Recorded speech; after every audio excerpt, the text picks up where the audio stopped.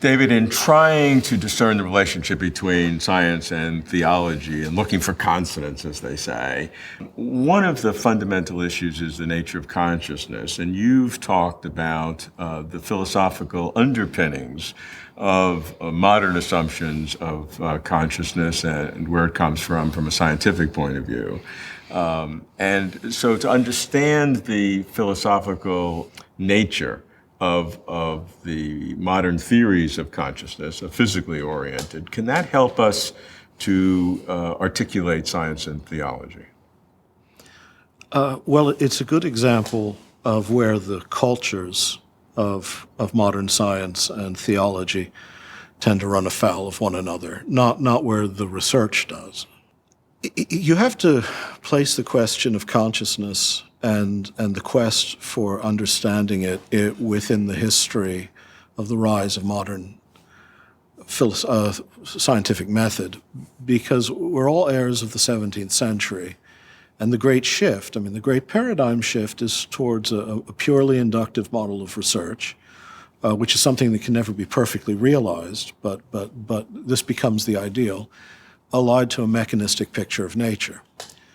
Now, a mechanistic picture of nature is one from which what look like qualities that have been misattributed to nature by analogy to human intellect are removed again from our picture. So final causes, formal causes, purposes.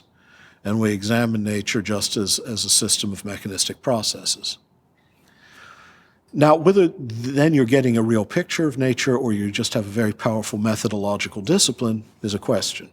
But in the early days of the scientific revolution, largely it was assumed the latter, and the mental and the spiritual was placed in a separate category, creating this ungainly dualism that for short form we call Cartesianism now, in which nature really is a mechanism, and then mind inhabits it like a ghost, to use Gilbert Ryle's phrase, the ghost in the machine, and God is an agency outside it. But, reason abhors a dualism, and it was inevitable that what started as a method would become a metaphysics. That is, the mechanical picture of nature ceased to be just a way of approaching nature for limited, local, finite investigations and became supposedly a picture of reality as a whole. But certainly it made progress, and certainly by freeing itself from theological dogma, it enabled enormous understanding of reality. Nobody can deny that. Right. I'm not sure theological dogma was actually as much the problem as people think it was, because we think in terms of the Galileo affair, which was more a conflict between two very egotistical men. But by freeing itself from what had come to be thought of as Aristotelian models of causality, it allowed all sorts of progress in empirical. Now, even then, I should point out that what it meant by Aristotelian causality had already been subtly mechanized by that point, but that's a subordinate concern. However, as I say, because of the power of this model, and because it's really undecidable logically whether this model is itself a picture of reality or a filter that allows us to get to certain physical truths that we wouldn't be able to otherwise, remains open. Because even as I say, induction is an ideal that's never perfectly realized. I am getting to the issue of mind, honestly. So that even in, say, biological sciences, we never stop investigating, say, organs by asking what their function is. We ask the cui bono question, what good is this? What does it do? What's its purpose? And then we tell ourselves, well, that's a methodological fiction, whereas the mechanical picture is the reality. Of course, it could be just the opposite. The purposive question might be reflecting reality, and the mechanical picture might be the methodological fiction. Both, very good philosophical arguments, believe me, can be made that that's the case. But whatever the case is, when it becomes the metaphysical picture of reality, mechanism then has to account for the things that originally it was content just to put into a different sphere, like mind. That means that a model of reality that was devised specifically by banishing from it everything reminiscent of mind now has to be used to explain mind. mind must be seen as an emergent phenomenon from physical nature. Now, in the sciences, this often means just that people confuse the question of consciousness with cognitive science, which are two different issues. Sure. Cognitive science is about the correlations between, say, brain events and experiences, say, or states of mind.